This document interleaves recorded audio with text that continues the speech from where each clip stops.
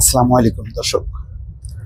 আরো একটা ইন্টারেস্টিং খবর পাওয়া গেছে, যে কারণে জানা গিয়েছিল যে ইরানের প্রেসিডেন্টকে বহনকারী যে হেলিকপ্টার বিধ্বস্ত হয়েছিল, সেই বিধ্বস্ত হবার পর প্রথম কে খবর দিয়েছিল, সেই খবরটি গণমাধ্যমে এসেছে। এখানে বলা হচ্ছে ইরানে হেলিকপ্টারটি বিধ্বস্ত হবার পর ঘন্টাখানেক বেঁচে ছিলেন এক আরোহী।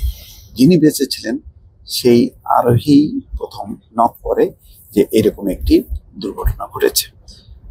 তো সেই খবরটি প্রকাশ পেয়েছে এবং তার নামও ইতিমধ্যে প্রকাশ করা হয়েছে।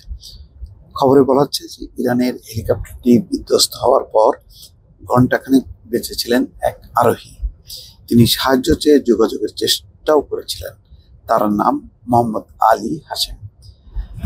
এখানে বলে রাখি, এই হেলিকপ্টারটির যে আসন সংখ্যা ছিল 15টি, তার মধ্যে 9 জন ছিল যাত্রী, প্রেসিডেন্ট, পররাষ্ট্রমন্ত্রী এবং পূর্ব আজারবাইজানের গভর্নর সহ মোট 9 জন। সেই 9 জনের একজন কিছু সময় বেঁচে ছিল। সেই টেলিফোন করে হেলিকপ্টার থেকে এবং জানায় দুর্ঘটনার খবর। তারপরেই আর যোগাযোগ বিচ্ছিন্ন হয়ে যায়। যেই ব্যক্তিটি নক করেছিল তার নাম হচ্ছে মোহাম্মদ আলী। তিনি ছিলেন তাবরিজ শহরের শুক্রবার জুমার নামাজের ইমাম এবং পূর্ব আজারবাইজানে দেশটির সর্বোচ্চ ধর্মীয় নেতা আয়াতুল্লাহ আলী খামেনির প্রতিনিধি। হেলিকপ্টারে ইরানের প্রেসিডেন্ট ইব্রাহিম রাইসি, পররাষ্ট্রমন্ত্রী হুসেইন আমির আবদুল্লাহ হিয়ান সহ দেশটির কয়েকজন জ্যেষ্ঠ কর্মকর্তা ছিলেন। তারা সবাই নিহত হয়েছেন। ইরানের দুর্যোগ ব্যবস্থাপনা সংস্থার প্রধান মোহাম্মদ নামি বলেন, হেলিকপ্টারটি বিধ্বস্ত হওয়ার পর আল হাশেম 1 ঘন্টা বেঁচে ছিলেন। এমনকি তিনি প্রেসিডেন্টের দপ্তরের সঙ্গে যোগাযোগ করার চেষ্টাও করেছিলেন। নামি বলেন, আরোহীদের শনাক্ত করার জন্য ডিএনএ পরীক্ষার প্রয়োজন নেই। ফ্লাইট ক্রু সহ পুরো জাহাজে, অর্থাৎ ওই হেলিকপ্টারটিতে থাকা 9 জন আরোহী সবাই মারা গেছে। রোববার ইরানের পূর্ব আজারবাইজান প্রদেশের জুলফা এলাকার কাছে হেলিকপ্টারটি বিধ্বস্ত হয়, কিন্তু দুর্ঘটনার পর বৈরী আবহাওয়ার কারণে উদ্ধার কাজ ব্যাহত হয়। অর্থাৎ একদিন দেরি হয় উদ্ধার কাজ। এলাকাটিতে ভারী বৃষ্টি ও ঘন কুয়াশার কারণে বেশি দূরত্বে কিছু দেখা যাচ্ছিল না।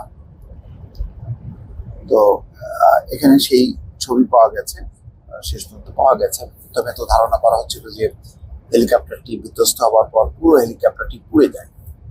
অনেকেই শঙ্কা করছিলাম যে হয়তো ওই পুড়ে যাওয়ার ভিতরেই থাকতে পারে যারা সেই আরোহী যারা ছিলেন, প্রেসিডেন্ট সহ পররাষ্ট্রমন্ত্রী, তারা কিন্তু না। পরে বোঝাই যাচ্ছে যে বিধ্বস্ত হওয়ার পর তাদের দেহ ছিটকে পড়ে এবং সেই দেহগুলো শনাক্ত করা হয়েছে। তবে এখনো পরিষ্কার না 9 জনের মধ্যে কতজনের ডেড বডি পাওয়া গেছে, সেটি এখনো পরিষ্কার না। এবং এটি বলা হচ্ছে দুর্যোগপূর্ণ আবহাওয়ার কারণে হেলিকপ্টারটি দুর্যোগের মধ্যে পড়ে। কিন্তু আবার নাশকতা আছে কিনা, বিশেষ করে সারা বিশ্বের সন্দেহের দৃষ্টি এখন কিন্তু ইসরায়েলের দিকে। ইসরায়েলের একজন কর্মকর্তা নাম প্রকাশ না করার সত্ত্বেও ইতিমধ্যে বলেছেন যে না, এখানে তাদের হাত নেই, কিন্তু তারপরে ঘুরে ফিরে তাদের নাম আসছে। কিন্তু তারপর একটা গুরুত্বপূর্ণ বিষয় হলো যে যেভাবে হেলিকপ্টারটি হঠাৎ করে বিধ্বস্ত হয়, তাতে ওই যে একজন বেঁচে ছিলেন 1 ঘন্টাখানে, তিনি চিন্তা করেন যে এত আহত অবস্থায়ও টেলিফোন করে নক করে জানিয়েছে, কোনোভাবে সংযোগ স্থাপন করে জানিয়েছে যে এই দুর্ঘটনার খবর। তারপরেই কিন্তু উদ্ধারকারী দল তন্ন তন্ন করে খুঁজেছে। সেই তুষার, বরফপাত এবং ঘন অন্ধকারের মধ্যে প্রতি ইঞ্চি জায়গা 40টি দল তন্ন তন্ন খোঁজার পর মরদেহগুলো এখন উদ্ধার করা হয়েছে। পুরো ইরানে এখন শোকের ছায়া। দর্শক ভালো থাকবেন, আল্লাহ হাফিজ।